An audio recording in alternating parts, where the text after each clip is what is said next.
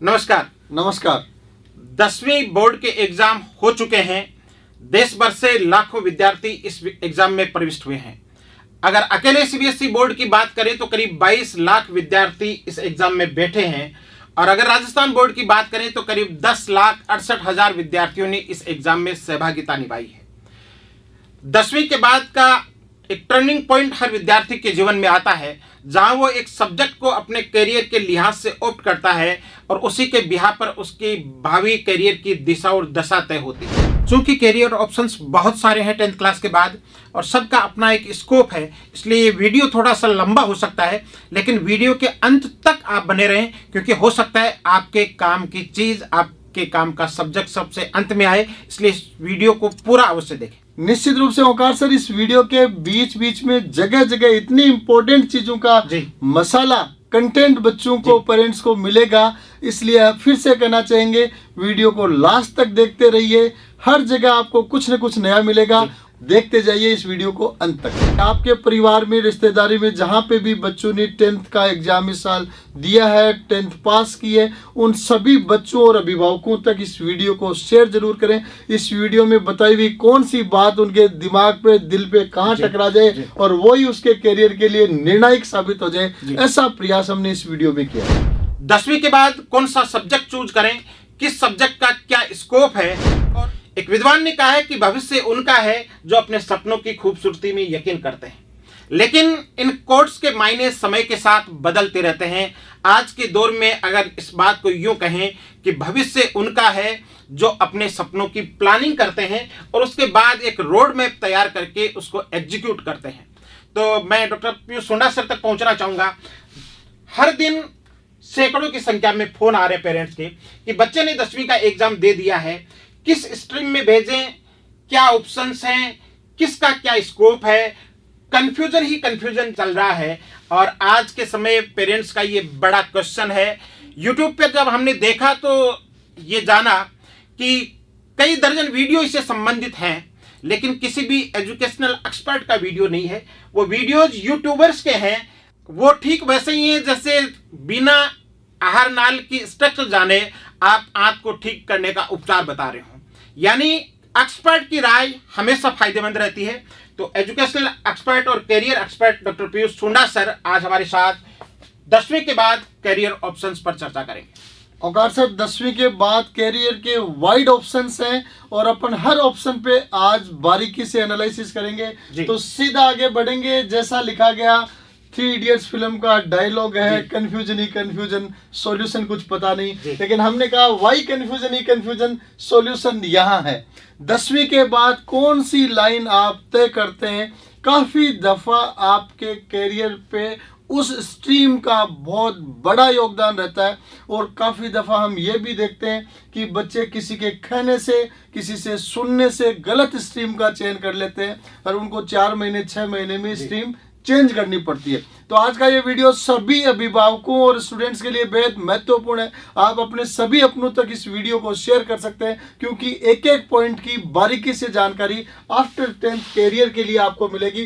कौन सी स्ट्रीम और कौन से सब्जेक्ट्स के साथ अपन 10वीं के बाद आगे बढ़ सकते हैं। सबसे पहले बात होती है साइंस की, उसके बाद में आर्ट्स आ जाता है, कॉमर्स आ जाता है। साइंस को भी अपन 3 टुकड़ों में बांट सकते हैं, mathematics, non medical, biology, medical and agriculture. Agriculture भी अपने आप में साइंस का ही पार्ट है।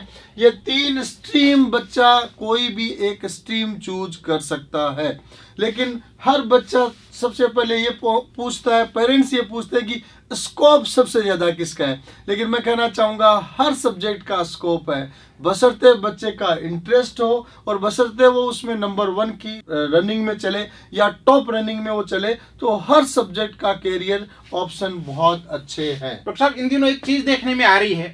एक समय होता था जब ऊपर की लेयर का बच्चा साइंस लेता था, सेकंड लेयर का बच्चा कॉमर्स लेता था, वो जमाना और लास्ट लेयर का बच्चा आर्ट्स लेता था। लेकिन आजकल कैरियर प्लानिंग करके अच्छे स्कोप वाला बच्चा भी रैंडमली अपने सब्जेक्ट चूज कर रहा है। इसका मतलब पेरेंट्स और विद्यार्थियों में जागरूकता बढ़ रही है। मैं सभी का फिर से ध्यान आकर्षित करना चाहूंगा कि पहले जमाने में साइंस को नंबर 1 माना जाता था, लेकिन आज चॉइस नंबर 1 हो गई है, स्ट्रीम नंबर 1 नहीं रही है। और इसी में अब चूंकि साइंस की पुराने जमाने से ही बात चल रही है, तो पुराने जमाने से ही जोड़ते हुए अपन आगे बढ़ते हैं।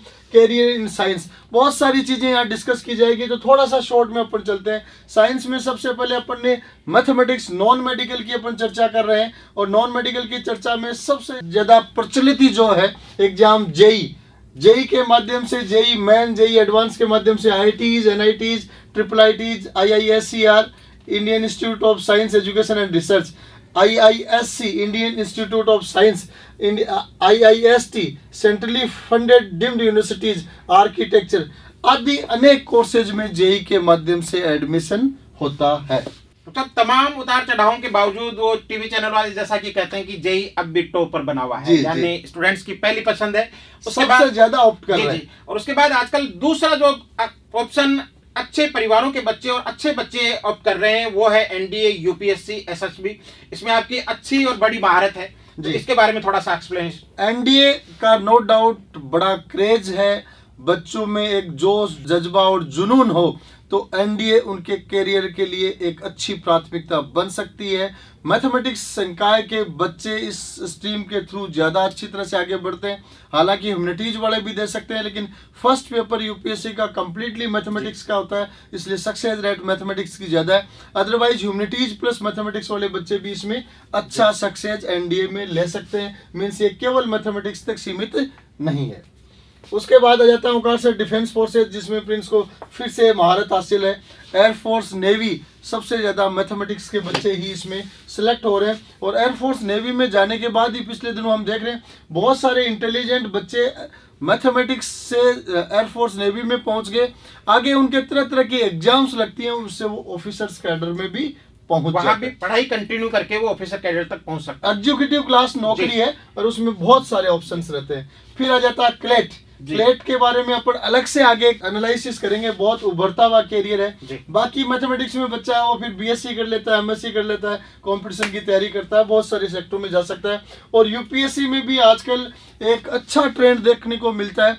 काफी दफा बच्चा 11th-12th मैथमेटिक्स से करेगा और कॉलेज फर्स्ट ईयर से ह्यूमैनिटीज ले लेगा, जिसका UPSC का टारगेट होता है। हालांकि आजकल तो बच्चा 11th-12th से भी ह्यूमैनिटीज UPSC के लिए लेने लग गया। अब अवकाश सर आगे बायोलॉजी में, बायोलॉजी आपका भी स्ट्रीम रहा हुआ है, तो क्यों नहीं कुछ मोती आप ही बरसाएं इस पे। जी, बायोलॉजी वो सब्जेक्ट है जिसमें बच्चे के सेटल होने की संभावनाएं खूब ज़्यादा होती हैं, क्योंकि स्कोप मैथ्स की तरह ही काफ़ी वाइड होता है। तो इसमें भी सबसे ज़्यादा डिमांडिंग नीट है, और नीट में कोचिंग इंस्टीट्यूट्स अक्सर नीट के माध्यम से MBBS की ही बात करते हैं। मैं अक्सर पेरेंट्स से कहता हूं कि नीट की तैयारी करने वाले बच्चे को अगर सेटल करना है, बाई चांस उसको MBBS नहीं भी मिला है, तो बहुत सारे ऑप्शंस हैं।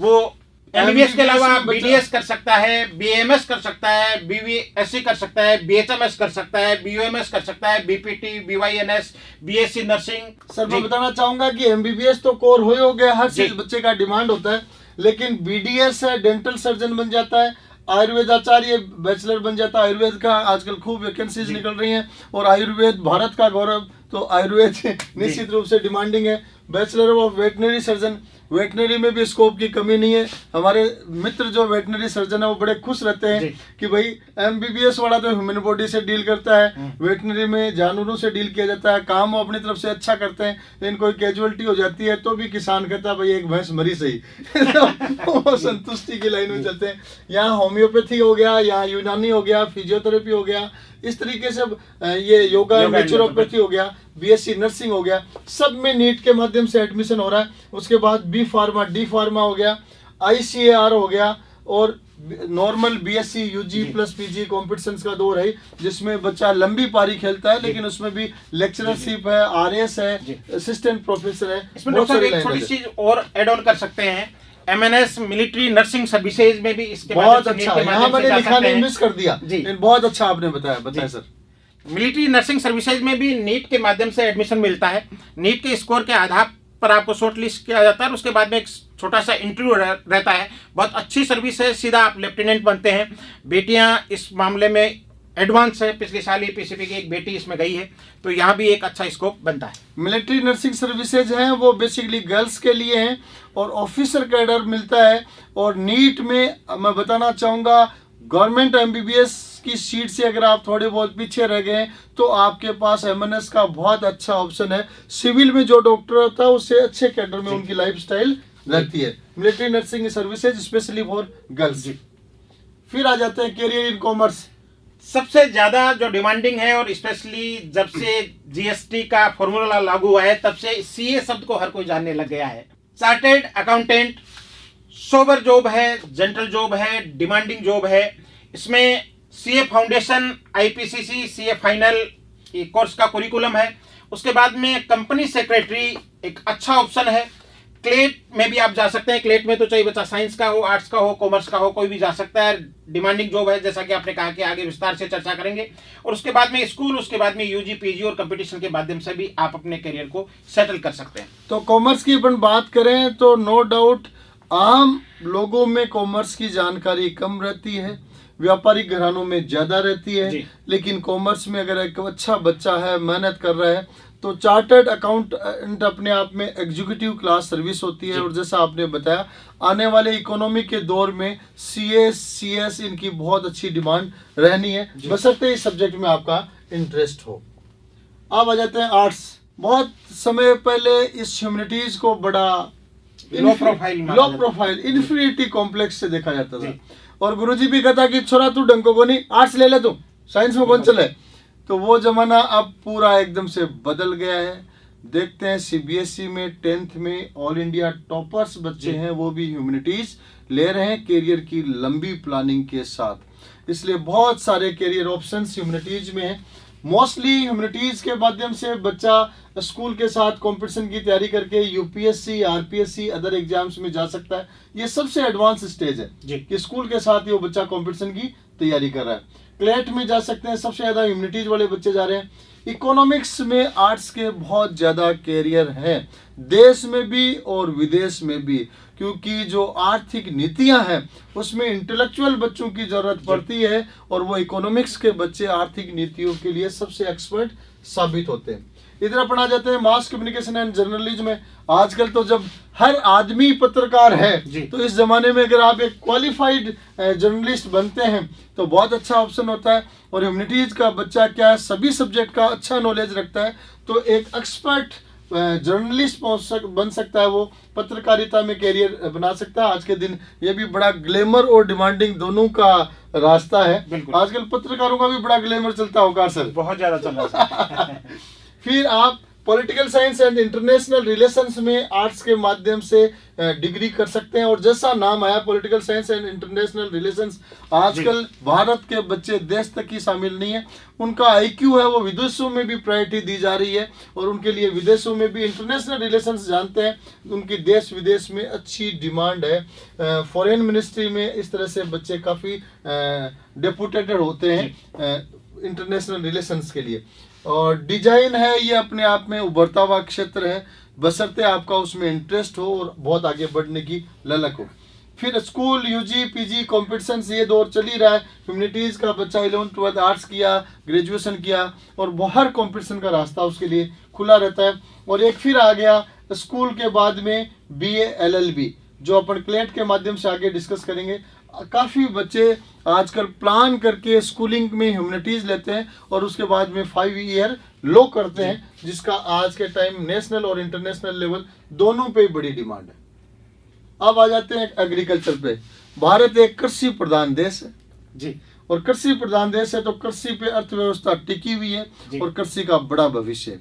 किसी समय कहा जाता था कि कृषि आय का कोई अच्छा माध्यम नहीं है। वो डॉक्टर साहब शायद इसलिए कहा जाता था क्योंकि कृषि में वैज्ञानिक तौर तरीके इस्तेमाल नहीं किए जाते, ट्रेडिशनल परंपरागत खेती होती थी। लेकिन अब एग्रीकल्चर के जो एक्सपर्ट हैं उनके गाइडेंस में जब खेती होने लगी है तो ये फायदे का सौदा भी साबित हो रहा है। बहुत अच्छे जागरूक लोग, अच्छे पढ़े लिखे लोग और इवन IITians जी एग्रीकल्चर में काम कर रहे हैं। क्वालिटी ऑर्गेनिक खेती पे सबसे ज्यादा काम किया जा रहा है। और ऑर्गेनिक के नाम पर तो औकार सर आज के दिन 1 रुपए की चीज 100 रुपए में बेच तो चाहिए। बिल्कुल, खाने वाले बहुत हैं, पैसे वाले, जैसे भारत में गरीबी है तो पैसे वाले भी बहुत हैं, और उनको ऑर्गेनिक के नाम से कुछ भी आप 1 रुपए का 100 रुपए में बेच सकते हो। और आजकल बहुत अच्छे इंटेलेक्चुअल लोग ऑर्गेनिक एग्रीकल्चर में काम कर रहे हैं। अपन एक बात करें कि सामान्य अगर कोई बच्चा है मध्यम है, तो मैं उन सभी अभिभावकों और बच्चों को कहना चाहूँगा, मध्यम बच्चे की success rate mathematics biology portion वाली साइंस की बजाय एग्रीकल्चर में काफ़ी ज़्यादा रहती है। आप एग्रीकल्चर लेके स्कूल के साथ साथ ICR जेट की तैयारी कर सकते हैं। ICR जेट के माध्यम से ग्रेजुएशन करने के बाद आप एग्रीकल्चर डिपार्टमेंट में गवर्नमेंट जॉब कर सकते हैं, प्राइवेट कंपनीज में जा सकते हैं, बैंकिंग में बहुत सारे ऑप्शंस हैं। एग्रीकल्चर का अगर अच्छा बच्चा तो वो कहीं पे भी खाली नहीं मिलेगा। और उसके बाद एग्रीकल्चर की आप स्कूलिंग किया, UG PG करके कंपटीशन कर सकते हैं। आप ये देख सकते हैं बहुत छोटे छोटे अक्षर लिखे हुए हैं, लेकिन कहाँ एग्रीकल्चर इंजीनियर्स की, एग्रीकल्चर ग्रेजुएट्स की जरूरत पड़ती है।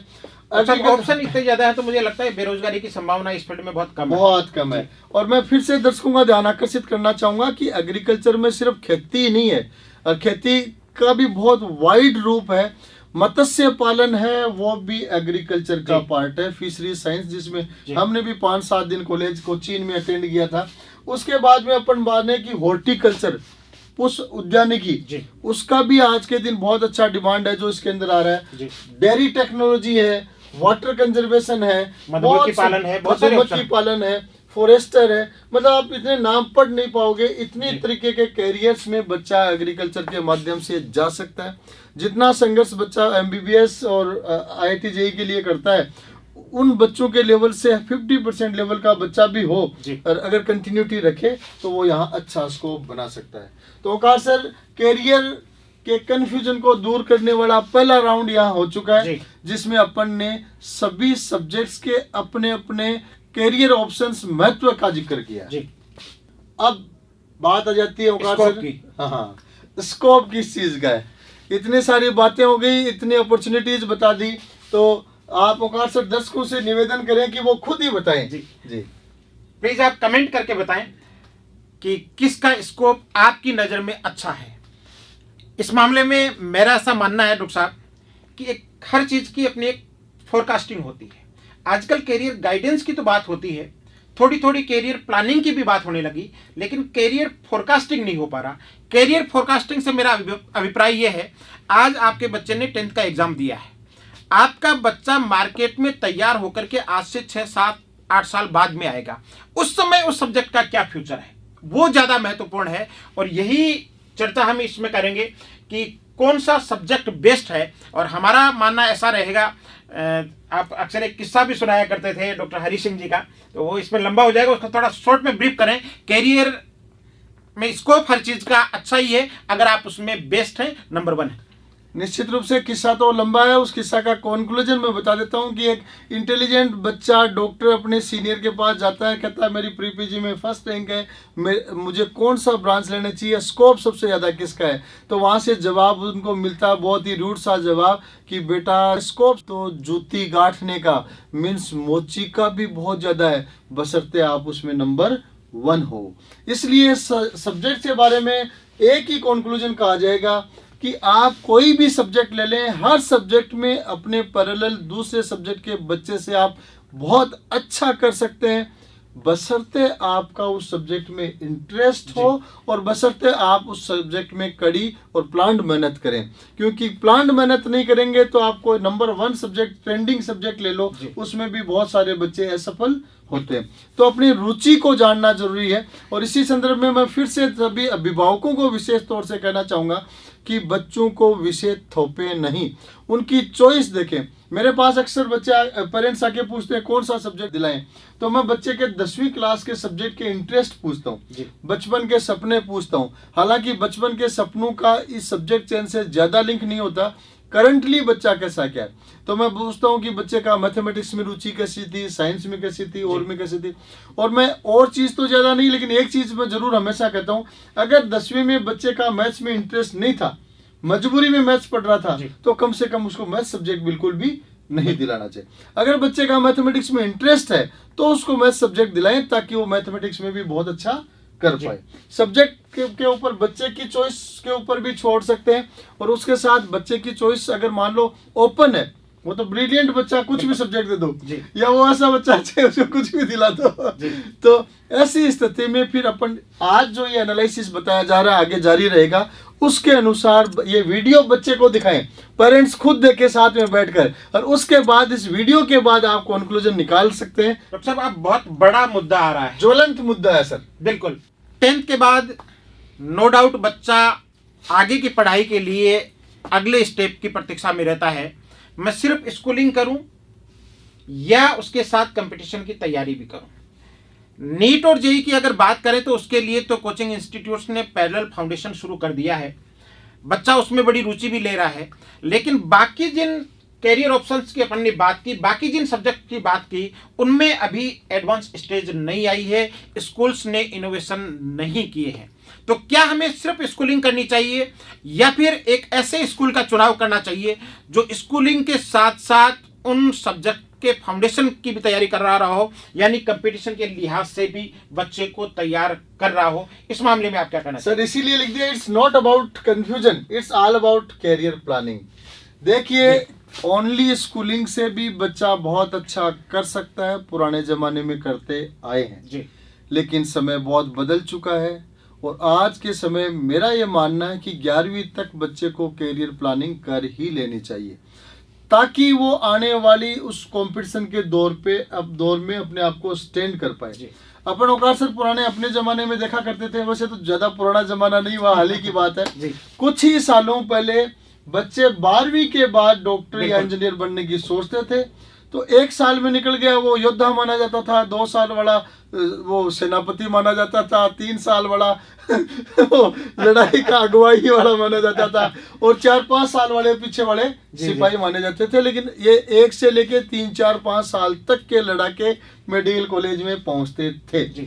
और उसी से जनरेशन हुआ कि जब जीवन इतना महत्वपूर्ण है, उम्र इतनी महत्वपूर्ण है, तो 12वीं के बाद अपन इस जीवन का महत्वपूर्ण साल एक्स्ट्रा तैयारी में क्यों लगाएं?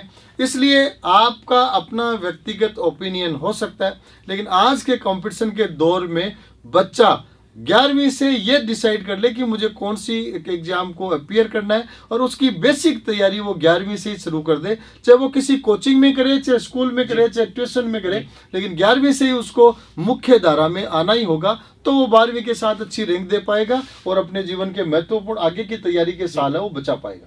डॉक्टर साहब, इसका अगर थोड़ा डीपली एनालिसिस करें तो देखने में ये आ रहा है कि उस टाइम में 12वीं के बाद जब बच्चा तैयारी शुरू करता था तो उसके बाद उसको 3-4 साल 2-3 साल अक्सर लग जाते थे। जब बच्चा 11th से तैयारी शुरू कर रहा है तो 12th के साथ रिजल्ट ले रहा है, या 12th के बाद, हाँ मैक्सिमम, या फिर 12th के बाद 1-8 साल में वो बच्चा तैयार होकर के निकल रहा है। अधिकतम समय तो उतना ही लग रहा है। हाँ, एक समय उतना ही लग रहा है। वो या तो 12वीं के साथ निकलेगा, बहुत अच्छी संख्या में बच्चे 12वीं के साथ निकलने लग गए, और अगर मान लीजिए अगर समय लग भी गया तो उसको अधिकतम 1 साल का ही समय लगता है। अब बातचीत आ जाती है कि आपने ये सब चीजें देख ली, कैरियर का प्लानिंग कर लिया, अब आपको इंस्टीट्यूशन का चयन किस तरीके से करना चाहिए? औकार सर आप बढ़े आगे। तो साहब, मेरा ऐसा मानना है, एक नोवेल मैंने पढ़ा था, उसमें एक बहुत अच्छी लाइन लिखी हुई थी कि लोग हमें ये तो पढ़ा रहे हैं कि इस कविता का व्याकरण क्या है, इसकी व्याख्या क्या है, लेकिन हमें कविता लिखना नहीं सिखाया जा रहा है। हम कविता पढ़ें, अच्छी बात है, लेकिन हम कविता लिख तो सकते हैं, पढ़कर कभी लिखें भी। जी जी जी जी। तो आज के दौर में अगर आपको एक अच्छे इंस्टीट्यूट की तलाश कैसे पूरी करें, तो उसके कुछ फिक्स पैरामीटर्स हैं जो आपको उस लिहाज से तैयार कर सकते हैं। मेरा ऐसा मानना है कि एक अच्छे इंस्टीट्यूट के लिए उसकी रिजल्ट हिस्ट्री क्या है, अपने आप में बहुत महत्वपूर्ण है। रिजल्ट हिस्ट्री के साथ रिजल्ट परसेंटेज भी देख लिया जाए। जी जी जी।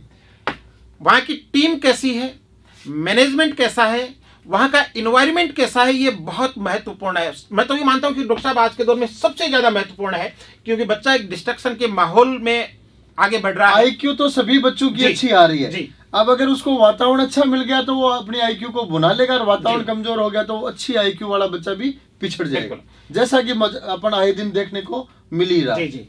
उसके अलावा वहाँ के रिसोर्सेज कैसे हैं, फैसिलिटीज और एमिनिटीज कैसी है, ये 4-5 मेन पॉइंट्स हैं जो किसी एक अच्छे संस्थान की बैकबोन है, उसका आधार है। बहुत बढ़िया। तो सर चलते हैं, थोड़ा सा और डिटेल में ले लेते हैं। अब जब वीडियो बनाया जा रहा है, इतनी बातें बताई जा रही हैं, तो क्यों नहीं कुछ बातें देश के, राजस्थान के नहीं, देश के सुप्रसिद्ध प्रिंस एजुकेशन हब के बारे में भी हो जाए। इस वीडियो के माध्यम से अगर आपने पहले नहीं जानी है तो जान सकते हैं। प्रिंस एजुकेशन हब आज के दिन राजस्थान ही नहीं, देश का गौरव और गर्व बन चुका है। और उसके पीछे सबसे बड़ा कारण है टीचर्स की टीम, सिस्टम, सिलेक्शन की रेट, बच्चों की पर्सनल केयर, और आज जैसा आप कहते हैं इंटरनेशनल एमिनिटीज।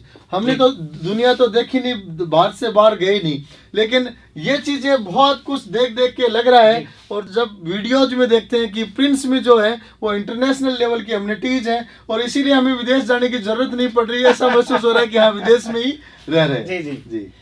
अगर डॉक्टर साहब इन पॉइंट्स का थोड़ा सा विश्लेषण करें, best faculty team Prince education hub में करीब 2600 लोगों की मैनेजमेंट और टीचिंग स्टाफ की टीम है। जी हाँ, आंकड़ा बड़ा लग सकता है, लेकिन मैं चाहूंगा कि फोटो के माध्यम से इसको दिखाएं। 2600 लोगों की एक बड़ी टीम है। और इस फोटो में जो दिखाए जा रहे हैं वो तो केवल टीचिंग की टीम है और लास्ट ईयर की टीम है जी, 2022 के। इसमें आदमी बढ़ चुके हैं। जी जी जी। एडवांस सिस्टम की बात करें, मैं तो अक्सर कहता हूं कि प्रिंस में जब आप विजिट करेंगे तो आपको चप्पा चप्पा चौकस नजर आएगा, बच्चा बच्चा फोकस नजर आएगा। हाईएस्ट सिलेक्शन रेट की बात करें, ये अपने आप में बहुत महत्वपूर्ण है। जब विंग वाइज हम बात करेंगे तो उस समय आपको डिटेल से बताएंगे। अनपैरेलल्ड पर्सनल केयर, प्रिंस जाना ही इस चीज के लिए जाता है। बच्चा टॉपर की संभाल चौकी ग्रोथ है। जी जी। अभिभावक का कहना टॉपर की संभाल चौकी ग्रोथ, इसलिए थकन छोड़ जा रहे हैं। जी। आपके बच्चे को एक भीड़ का पार्ट नहीं माना जाता, आपके बच्चे को एक यूनिक आइडेंटिटी के रूप में हम मान करके चलते हैं। और हमारा ऐसा मानना है कि आपके लिए तो वो एक ही है, और वो एक आपके लिए पूरी दुनिया है। इसलिए आपकी उस पूरी दुनिया की हम हिफाजत बहुत सलीके से करते हैं। उसके बाद में इंटरनेशनल एमिनिटीज जिनकी चर्चा हम कर चुके हैं। अब देखो, जैसा मैंने बताया कि इसमें वीडियो में मैक्सिमम चीजें वो बताई जा रही हैं जो चाहे बच्चा कहीं पे भी पढ़ रहा हो, बच्चों के लिए कैरियर से संबंधित हैं। और इसलिए एक बहुत ही महत्वपूर्ण क्वेश्चन यहाँ पे आ रहा है। अधिकांश अभिभावकों विद्यार्थियों की फर्स्ट चॉइस डॉक्टर या इंजीनियर प्रोफेशन ही क्यों है?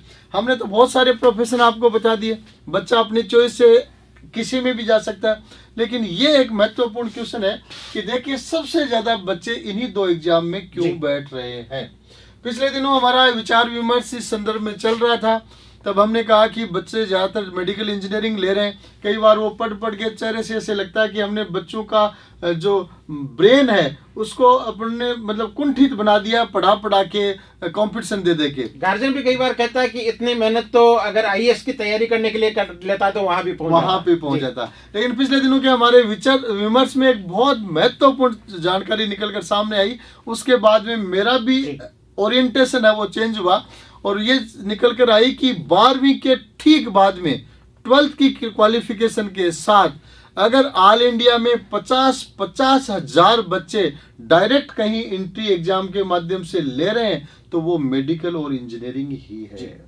और किसी एग्जाम में जाओगे आप 2000 सीटें, 5000 सीटें, 50 हजार सीटें, वो भी ऐसे कैरियर में, ऐसी स्ट्रीम में, ऐसी कॉलेजेस में जहां के माध्यम से आगे कैरियर की राहें बहुत आसान होती है।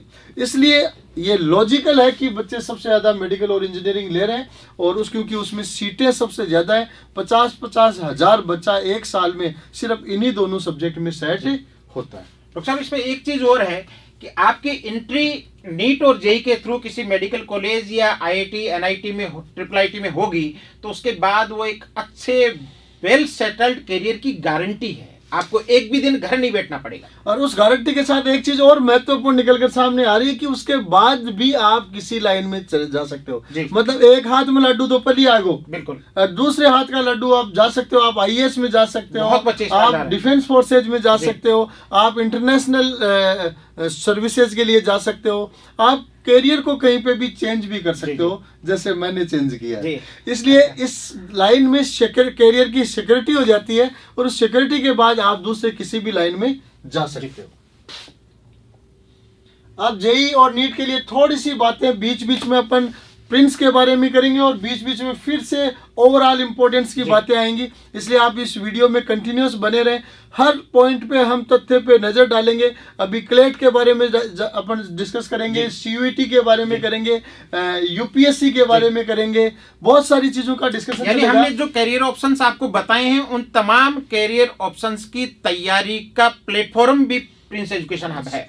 प्रिंस है, इसलिए साथ साथ में ज्ञान की बातें इतने मतलब इतना एक्सप्लोरेशन लोगों को दिया जा रहा है, तो साथ साथ में ये बताना भी जरूरी है कि प्रिंस उसमें क्या कर रहा है जी। ये ऑप्शन भी आप जाने। मेडिकल इंजीनियरिंग की तैयारी के लिए लोग कहने लगे हैं कि देश की पसंद सीकर और सीकर की पसंद पीसीपी, ऐसा ही चल रहा है। और इस तरफ प्रिंस का, पीसीपी का बहुत अच्छा महत्वाकांक्षी योजनाएं प्लानिंग चल रही है कि पीसीपी निश्चित रूप से देश की पसंद के रूप में अपने आप को प्रमाणित करे।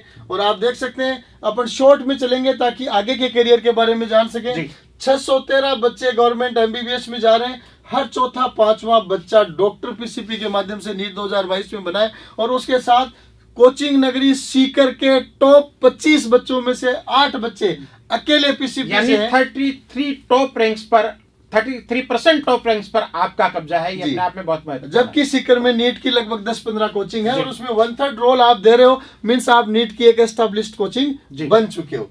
इसीलिए देश की पसंद पीसीपी बन रहा है। और नीट में जैसे बताया ऑल इंडिया रैंक 500 में 8 बच्चे हैं, ये सभी बच्चे हैं, ये बहुत ही बेहतरीन टॉप सीकर के बच्चों में शामिल है 33% में। अब जेई की बात करें तो देखो पीसीपी है वो पर्टिकुलर एक स्पेशलिटी के लिए जानने के बजाय पीसीपी का हर स्ट्रीम स्पेशलिटी है, बिल्कुल हर स्ट्रीम सुपर स्पेशलिटी है। जेई दोनों में पैरेलल रिजल्ट पैरेलल है कि सीकर में एकमात्र संस्थान है जो दोनों में बेस्ट पैरेलल रिजल्ट दे रहा है। निश्चित रूप से रिजल्ट दिए जा रहे हैं और इस चीज की मतलब हर जगह चर्चा है कि रिजल्ट चाहे जेई का आए, जेई मेन का है, चाहे जेई एडवांस का है, चाहे नीट का है, सीकर की एकमात्र कोचिंग संस्था है जो हर रिजल्ट में अपनी प्रभावी उपस्थिति अच्छे रिजल्ट के माध्यम से दर्ज कराती है।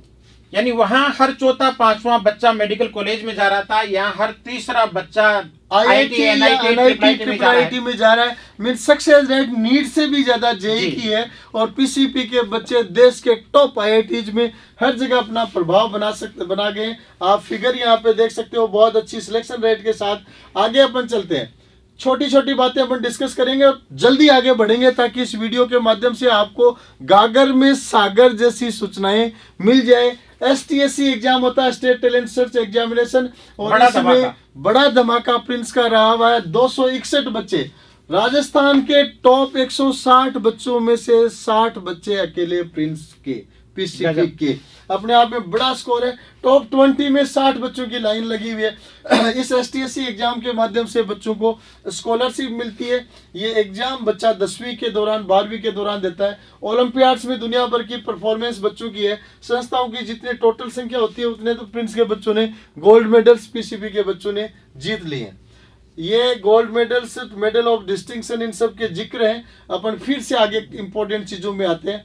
बीच बीच में बहुत अच्छे अच्छे क्वेश्चन हम लेते जा रहे हैं जिसके माध्यम से आप ये जान सको कि किस तरह कैरियर प्लानिंग करनी है। जी देखिए आगे बहुत ही महत्वपूर्ण क्वेश्चन है ओंकार सर। कक्षा 11वीं एवं 12वीं में सीबीएसई स्कूल की प्राथमिकता ही क्यों? देखिए नो डाउट आज के टाइम में सीबीएसई बोर्ड का जो कुरिकुलम है वो बच्चे के ओवरऑल डेवलपमेंट को तैयार करने वाला बेस्ट कुरिकुलम जिसको कहा जा सकता है, और इसीलिए सीबीएसई स्कूल्स की डिमांड्स भी पेरेंट्स और बच्चों में बढ़ती जा रही है। और जब सीबीएसई स्कूल की बात चलती है तो एक ही नाम निकल करके आता है, प्रिंस एकेडमी सीकर। एक ही नाम क्यों निकल करके आता है आप बताएं। जी ओंकार सर, इस क्वेश्चन के आंसर को आगे बढ़ते हुए प्रिंस एकेडमी की तरफ अपन चलते हैं। सीबीएसई की प्राथमिकता निश्चित रूप से जहां सीबीएसई स्कूल्स अवेलेबल है, पेरेंट्स सक्षम है, वहां सीबीएसई को प्रायोरिटी दी जा रही है। हालांकि एनसीईआरटी का क्यूरिकुलम बाकी बोर्ड में भी आ चुका है, लेकिन अपन 11वीं 12वीं की बात कर रहे हैं तो जेई और नीट दोनों का ही क्यूरिकुलम है, या सीयूईटी का क्यूरिकुलम है, या सीए फाउंडेशन का क्यूरिकुलम है, ये या यूपीएससी का क्यूरिकुलम है, वो सारा का सारा 11th-12th की एनसीईआरटी की बुक्स से एज इट इज रिलेटेड है। इसका आप यूपीएससी की तैयारी करते हैं तो भी कहते हैं कि आप 6th क्लास से लेकर के 12th तक की एनसीईआरटी पढ़ो, है ना। और उसके साथ साथ हालांकि अपन आगे फिर आएंगे, लेकिन दूसरे बोर्ड के ऊपर। लेकिन इसमें एक फायदा ये है कि बच्चा साथ में अपने 3 सब्जेक्ट ऑप्शनल लेके, इंग्लिश कोर लेके एक माइनर सब्जेक्ट भी ले सकता है, ताकि वो अपना मैक्सिमम एकेडमिक टाइम 4 सब्जेक्ट्स में दे सकता है। इसलिए सीबीएसई प्रायोरिटी रखी जा रही है। और सीबीएसई के लिए देखो कहा जाता है कि देश में सबसे ज्यादा आगे रिजल्ट्स, इंफ्रास्ट्रक्चर, को करिकुलर एक्टिविटीज, स्पोर्ट्स सब में अगर कोई आता है तो प्रिंस एकेडमी आता है। 3 बच्चे all India second rank percentage में 95-90 से ऊपर अनगिनत बच्चे हैं। हर बच्चा बहुत अच्छे पे जा रहा है। स्पोर्ट्स में आप देख लीजिए लगातार winner, first runner up, second runner up है। हर जगह प्रिंस एकेडमी की उपस्थिति आ रही है। स्पोर्ट्स में देखिए 342 तो एक साल के मेडल है। मुझे तो खुद को ही कई बार डाटा देख के आश्चर्य होता है कि इतने मेडल्स बच्चे लेके आ रहे हैं।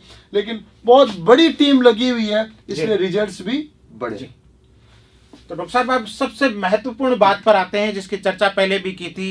नए जमाने के नए स्कूल, कंपटीशन स्कूल, और इसकी शुरुआत हिंदुस्तान में प्रिंस एजुकेशन हब सीकर ने कर दी है। तो इसके ऊपर थोड़ा सा प्रकाश डालिए। देखिए, जैसा कि बातचीत की थी भाई, अपने को 11वीं में करियर की प्लानिंग शुरू कर देनी चाहिए। IIT JEE और नीट की अपन बात करें तो नो डाउट 11वीं 12वीं में आजकल बहुत सारी कोचिंगें तैयारी करवा रही हैं। इसलिए इस चीज के बारे में हमने सबसे पहले लिख दिया, इसकी तैयारी बहुत जगह करवाई जा रही है। CUET बच्चा, साइंस का बच्चा 11वीं 12वीं के साथ 11th 12th के साथ कर सकता है। 11th 12th साइंस के साथ NDA कर सकता है, ह्यूमैनिटीज वाला बच्चा भी कर सकता है। ये अपने आप में एक रिवीजन चल रहा है इस वीडियो का, इसलिए फिर से गौर से सुने। 11th 12th कॉमर्स के साथ CA फाउंडेशन कर सकता है, क्लेट कर सकता है, CUET कर सकता है। आर्ट्स में क्लेट हो गया, सिविल सर्विसेज UPSC होगी, CUET होगी। एग्रीकल्चर में JET, ICR, BHE होगी। अब ये सारे नाम आपको बताए जा रहे हैं, ये सारे नाम इसलिए बताए जा रहे हैं कि बच्चा 11वीं क्लास से ही तैयारी शुरू करे। इसमें एक दूसरा चीज ये भी निकल के आ सकती है भाई, इससे बच्चों में दबाव बढ़ता है। लेकिन मैंने पिछले दिनों में स्टडी की है कि 12वीं के बाद तैयारी करना शुरू करता है एक बच्चा, एक 10वीं के बाद 11th से शुरू करता है। ज्यादा दबाव 12th के बाद वाले बच्चे के होते हैं। हम PCP में भी देख रहे हैं, बच्चा 11th में आता है, वो बड़ा फ्री माइंड होके पढ़ रहा है, क्योंकि जीरो से अलग कॉन्फिडेंस होता है उसमें, जीरो से पढ़ रहा है, अलग कॉन्फिडेंस में है और बच्चा फ्रेश दिमाग से है। 12th के बाद आता है तो उसके कैरियर का अपने आप में दिमाग में भी बर्डन रहता है कि मुझे 1 साल में सब कुछ करना है, 1 साल की टाइम लिमिट का बर्डन रहता है। प्लस उसका बेस है वो स्कूलिंग का हो चुका होता है, इसलिए कंपटीशन का बेस आते ही तुरंत उसको लगता है कि यार पता नहीं मेरे पे भारी पड़ने वाली चीज है। फिर भी हम बच्चों की गाइडेंस करते हैं, सेमिनार करते हैं, ओरिएंटेशन सेशन करते हैं और उन बच्चों को बताते हैं कि आप 10 महीने 12 महीने में इस एग्जाम को क्रैक कर सकते हैं। ऐसे हमारे पास बहुत सारे पुराने एग्जाम्पल्स हैं जिसमें 1 साल में बच्चा ऑल इंडिया रैंक्स में IIT JEE एडवांस और नीट दोनों में ही गया, बहुत सारे एग्जाम्स में गया। अब इन कैरियर की इन चीजों के आधार पे, जैसा कहा जाता है प्रिंस हमेशा इनोवेशन के लिए जाना जाता है, इसलिए प्रिंस ने एक नया पैटर्न पहले 2 साल पहले शुरू कर दिया, जिसके आज के दिन प्रभावी रिजल्ट्स इस साल की STSC में भी देखने को मिले, CUET में भी पिछले साल देखने को मिले। Prince competition schools, Prince education hub की हर स्कूल में, चाहे वो राजस्थान बोर्ड हो, चाहे CBSE हो, चाहे ICSE हो, बच्चा 6th से 10th तक ओलंपियाड्स के माध्यम से कंपटीशन की तैयारी करता है। और 11th 12th में ये सारी कॉम्पिटिशन्स, नाम बहुत सारे हैं, गिनती में नहीं आ सकते, लेकिन सब की स्पेशलाइजेशन के साथ, स्कूलिंग के साथ, हाँ, स्कूलिंग के कैंपस में, स्कूल के वातावरण में, स्पेशलिस्ट एक्सपर्ट्स के साथ इन सब की तैयारी प्रिंस में 11th 12th का बच्चा कर रहा है। और इस साल तो हमने एक विशेष मिशन शुरू किया कि बच्चा स्कूलिंग में आया, CA की तैयारी कर रहा है, तो बोर्ड एग्जाम के बाद भी उसको पढ़ाएंगे। और जब तक वो बच्चा बोर्ड एग्जाम के बाद CA foundation, CLAT, ICR, JET, CUET, NDA, IIT JEE पहले भी था, इनके एग्जाम्स नहीं दे देता, तब तक उसकी पढ़ाने की जिम्मेदारी प्रिंस एजुकेशन हब की रहेगी। और प्रिंस के कैंपस में बोर्ड एग्जाम्स लगने के बाद भी बच्चे बहुत सारे इन सभी कॉम्पिटिशन्स की फाइनल एग्जाम के लिए इस समय कैंपस में रुके हुए हैं। अब आ जाता है, देखो कुछ महत्वपूर्ण चीजें हैं, शॉर्ट में डिस्कस करेंगे ओंकार सर। और जब बात आ गई 10th के बाद कैरियर की, तो 10वीं के बाद तो बड़ी महाविस्फोटक कैरियर्स की ऑप्शंस बच्चों के पास हैं, जिसमें अक्सर बच्चे ग्रेजुएशन के बाद सुनते थे। प्रिंस एकेडमी में 11वीं में बच्चा UPSC की तैयारी कर रहा है, पहले प्रिंस कॉलेज में 12वीं के बाद करता था, आज के दिन विद 11th 12th UPSC छोटी आंखों से भी बड़े सपने देखने बड़े सपने हैं। क्लेट 11th-12th के साथ क्लेट की बच्चा तैयारी कर रहा है। क्लेट के लिए जैसे मैंने कहा कि बाद में विस्तृत चर्चा करेंगे, तो विस्तृत चर्चा को फिर संक्षिप्त रखना पड़ेगा क्योंकि वीडियो लंबा हो रहा है। जल्दी इस वीडियो को एंड करना है। आज के दिन बच्चा साइंस, आर्ट्स, कॉमर्स किसी का भी हो, कॉमन लॉ एडमिशन टेस्ट, जैसा कि अपन चर्चा कर रहे थे एग्रीकल्चर की कि एग्रीकल्चर में मध्यम बच्चा भी अच्छा चल जाता है, उसी तरीके से आजकल बहुत सारे मध्यम रेंज एकेडमिक रेंज के बच्चे क्लेट के माध्यम से बहुत अच्छा कर रहे हैं और बहुत सारे पुलिस ऑफिसर्स, जुडिशियल ऑफिसर्स की पहली चॉइस क्लेट बन चुका है। 11th-12th के साथ बच्चा क्लेट की तैयारी करता है, क्लेट का एग्जामिनेशन देता है और नेशनल लॉ यूनिवर्सिटीज NLUs में 5 year BA plus LLB course में प्रवेश लेता है और आजकल NLUs में भी प्लेसमेंट IITs की तरह शुरू हो चुके हैं। वहाँ से वो नेशनल मल्टीनेशनल कंपनी की लीगल सेल में जा सकता है, अपने खुद की लीगल सेल डेवलप कर सकता है, लीगल कंसल्टेंट बन सकता है। आजकल तो कानूनी दाव पेच बहुत होते हैं, बड़ी बड़ी फर्म्स हैं, सबके पास ऑर्गेनाइजेशन में लीगल टीम खुद की रहती है। उसके बाद आप जुडिशियल सर्विसेज के एग्जाम के बाद देश की सबसे प्रतिष्ठित सर्विस जुडिशियल सर्विस के माध्यम से स्टेट जुडिशियल सर्विसेज में, हाई कोर्ट जुडिशियल सर्विसेज में आप जा सकते हैं, जिसके माध्यम से आप हाई कोर्ट के जज भविष्य में बन सकते हैं, सुप्रीम कोर्ट के जज भी आप बन सकते हैं। तो क्लेट का आज के दिन बहुत अच्छा स्कोप है और अभी भी इसमें IIT JEE और नीट जितना कंपटीशन नहीं है। फिर अपन आते हैं CUET। सबसे ज्यादा बच्चा 12th के बाद, जैसे 10th-12th में बैठता है उतना ही बच्चा आजकल CUET में बैठता है और CUET में भी मैं बताना चाहूंगा कि केवल 12th का सिलेबस आता है और ऑप्शनल सब्जेक्ट का सिलेबस आता है। कुछ एक यूनिवर्सिटीज हैं जिनमें जनरल एप्टीट्यूड टेस्ट में मैथमेटिक्स, जनरल साइंस और रीजनिंग वगैरह आती हैं। बाकी मेन सब्जेक्ट्स आपके 12th के ऑप्शनल सब्जेक्ट हो गए और इंग्लिश कोर आपका हो गया और इनके माध्यम से बच्चा 12th के साथ टॉप यूनिवर्सिटीज में जा सकता है। पिछले साल CUET 2022 में प्रिंस के 74 बच्चे अकेले दिल्ली यूनिवर्सिटीज के अच्छे कॉलेजेस में गए थे, केवल दिल्ली यूनिवर्सिटी। CUET के माध्यम से ऑल ओवर इंडिया की बात करें तो अभी हमारे पास डाटा की काउंटिंग भी नहीं है, इतनी बड़ी संख्या में बच्चे ऑल इंडिया की यूनिवर्सिटीज में गए। CA फाउंडेशन की अपन चर्चा पहले भी कर सके हैं, 10वीं के बाद ये अपने आप में एक अच्छा करियर है। ये सारी तैयारी प्रिंस एकेडमी के कैंपस में, जो नेशनल लेवल का स्कूल हम जिक्र कर रहे थे, जिसको ऑल इंडिया अवार्ड्स मिले हुए हैं मिनिस्ट्री ऑफ एजुकेशन के द्वारा, फर्स्ट रैंक, सेकंड रैंक के, वहाँ 11th-12th के साथ ये सभी कैरियर ऑप्शन उपलब्ध है। JET ICR का भी अपन ने चर्चा कर ली। ये सब कॉम्पिटिशन स्कूल के ऑप्शन आपको बताए जा रहे थे। अब औकात से थोड़ा सा प्रकाश इधर डालना पड़ेगा। राजस्थान की माटी से अपन है, राजस्थान बोर्ड से अपन पढ़े हुए हैं और जैसा अपन ने अभी चर्चा की CBSE की कि CBSE पहली प्रायोरिटी क्यों है, लेकिन हर बच्चा CBSE में नहीं पढ़ पाता है, हर बच्चा CBSE की फीस भी पे नहीं कर पाता है। बिल्कुल डॉक्टर साहब, आप सही कह रहे हैं। अगर RBSE बोर्ड की बात करें तो कईयों को लग सकता है कि ये ऑफ ट्रेंड हो गया, लेकिन ऑफ ट्रेंड नहीं हुआ है। डाटा जी ये कह रहे हैं कि पूरे देश भर से CBSE बोर्ड से 10th क्लास का 22 लाख बच्चों ने एग्जाम दिया है। RBSE बोर्ड से भी 11 लाख बच्चों ने सिर्फ एक स्टेट से एग्जाम दिया है, राजस्थान स्टेट से एग्जाम दिया है।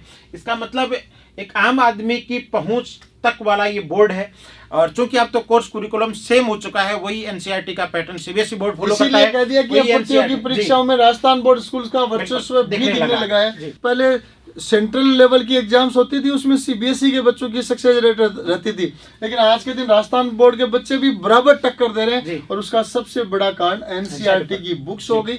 दोनों तरफ सेम बुक्स है, इसलिए बच्चा NCERT की बुक्स राजस्थान बोर्ड में पढ़कर भी कंपटीशन में बराबर की टक्कर दे सकता है, बराबर के झंडे गाड़ सकता है, बराबर का लट काट सकता है। तो ये प्रिंस स्कूल राजस्थान बोर्ड का है, जो मेरिट फैक्ट्री के नाम से जाना जाता है। राज्य स्तरीय मेरिट है, राजस्थान में टॉपर बहुत बार दे चुका है। कितने बच्चों के परसेंटेज आ गए आप गिनते लाइन लगी हुई है परसेंटेज में, परसेंटेज कोई कमी नहीं है परसेंटेज की। और आजकल पिपराली सर्किल कैंपस में भी प्रिंस स्कूल ने CBSE में 11th-12th साइंस शुरू कर दिया है, RBSE में पिपराली सर्किल ब्रांच में साइंस एंड आर्ट्स भी शुरू कर दिया है। यानी पश्चिमी सीकर में जो दबदबा था वो अब पूर्वी सीकर में भी नजर आने लगा। बिल्कुल, बहुत अच्छा रेस्पॉन्स पूर्वी सीकर से मिल रहा है। सभी का आभार। हम आपकी उम्मीदों पे खरा उतरने का पूरा प्रयास करेंगे। पूर्वी सीकर के अभिभावक और भी ज़्यादा जागरूक है। उन्होंने प्रिंस को अपने आप में, मैं चाहता हूं जो प्रिंस वहाँ अपडेट और अपग्रेड हो रहा है हर साल, उसमें पूर्वी सीकर के अभिभावकों का भी बड़ा योगदान है। उनके बराबर मार्गदर्शन के कारण वहाँ एक एक चीज़ बारीकी से अपडेट हो रही है। और एक अपन कह सकते हैं कि एकेडमिक्स का और एक्स्ट्रा करिकुलर एक्टिविटीज़ का जो पीक लेवल हो सकता है वो पूर्वी सीकर में प्रिंस स्कूल और प्रिंस लोटस वैली अभिभावकों को दे रही है। अब शॉर्ट में औकार सर आगे चलेंगे।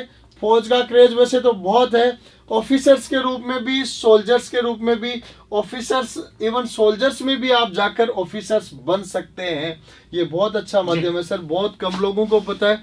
काफी लोग सोल्जर के लिए भर्ती होते हैं, सोल्जर तक की सोच लेते हैं जी। बहुत सारे आजकल अच्छे बच्चे, मान लीजिए एनडीए में सिलेक्शन नहीं हुआ, वो सोल्जर में चला जाता है और वहां जाके उसके पास बहुत सारी अपॉर्चुनिटीज आगे जाके ऑफिसर बनने की मिलती जाती है।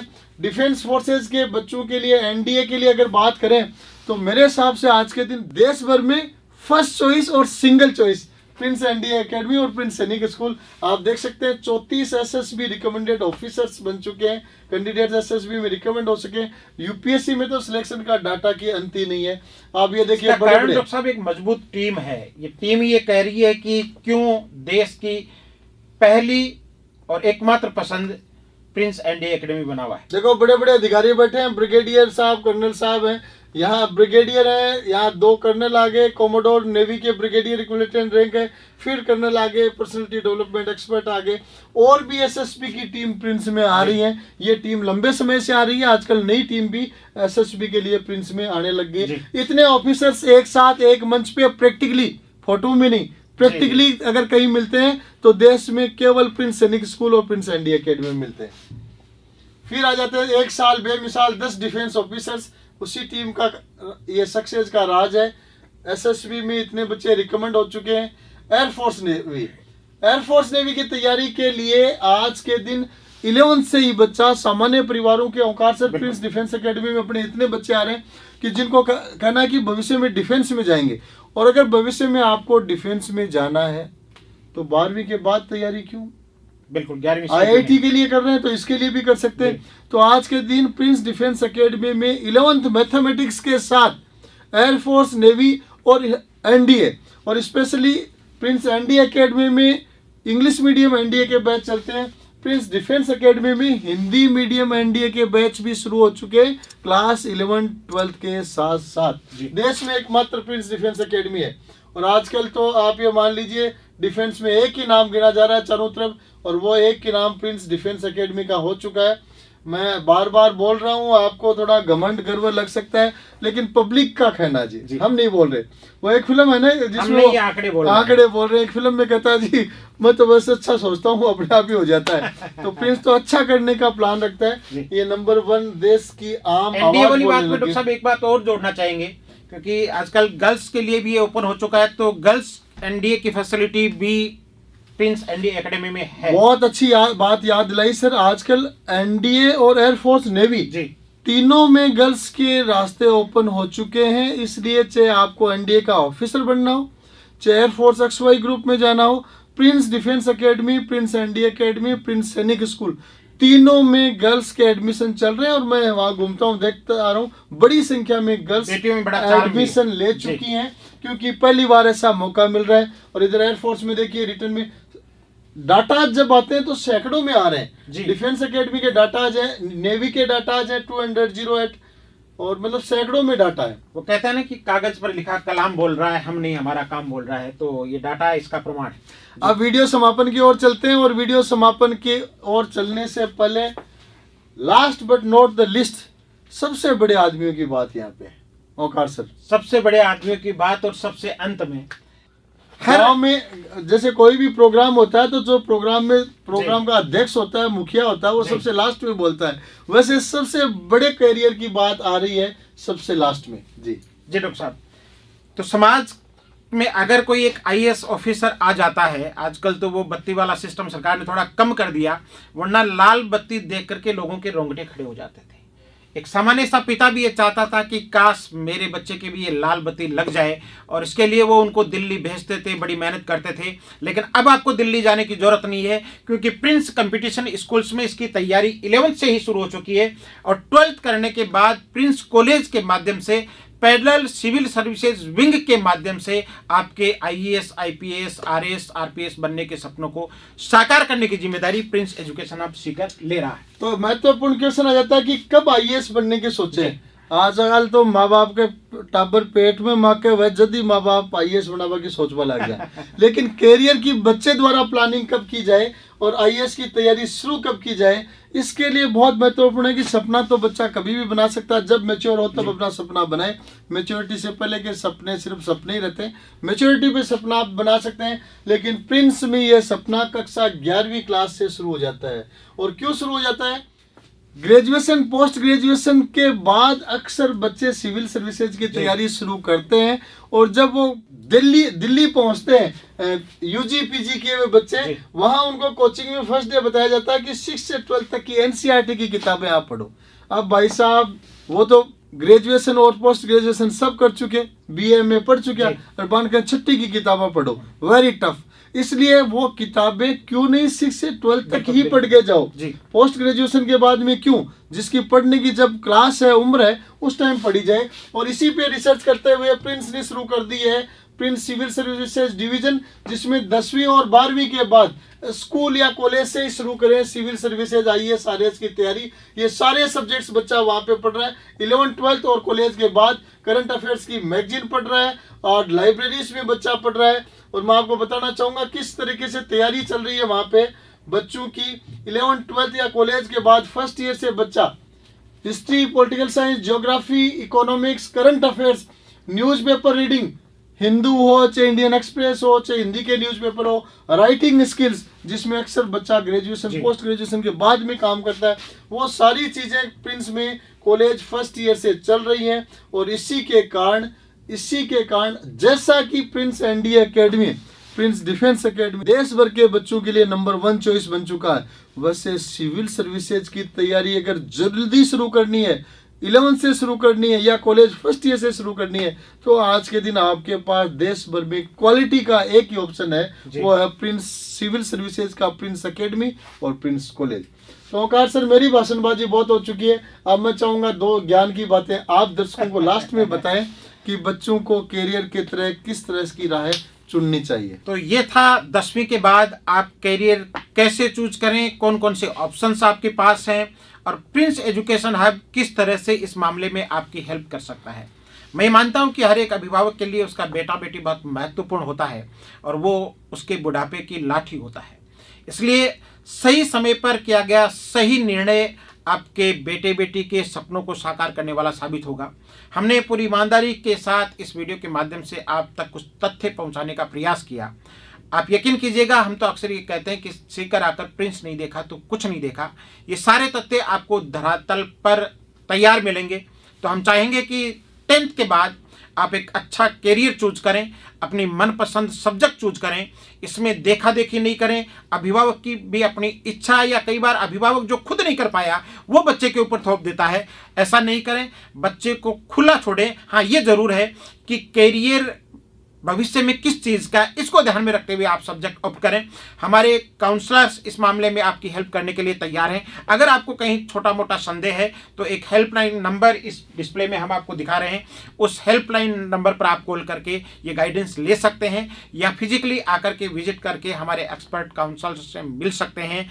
आइए सीकर, देखें प्रिंस और करें साकार अपने सपनों को, क्योंकि कहते हैं कि विजेता वो नहीं बनता जो सही वक्त का इंतजार करता है, विजेता वो बनता है जो वक्त पर सही वार करता है। वक्त पे सही वार। ओंकार सर, बहुत अच्छी बात की, सही टाइम पर वार कर दे वो जीत जाए। बहुत अच्छी बातें आपने सुनी, और मैं कहना चाहूंगा ये वीडियो लंबा हो चुका है, लेकिन इस वीडियो के माध्यम से अगर इस लंबे वीडियो को 10th पास बच्चा बच्ची देखता है, उसके अभिभावक देखते हैं, तो इस वीडियो के माध्यम से कैरियर के सारे ऑप्शंस, सारे विकल्प बच्चे तक पहुंचेंगे, एक एक चीज़ की बारीकी से जानकारी पहुंचेगी।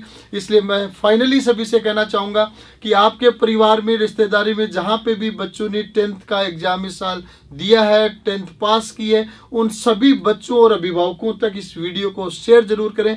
इस वीडियो में बताई हुई कौन सी बात उनके दिमाग पे, दिल पे कहाँ टकरा जाए और वही उसके करियर के लिए निर्णायक साबित हो जाए, ऐसा प्रयास हमने इस वीडियो में किया है। जी सर, तो अब इसको कंक्लूड करते हैं। आप सभी ने देखा, सराहा, धन्यवाद, नमस्कार।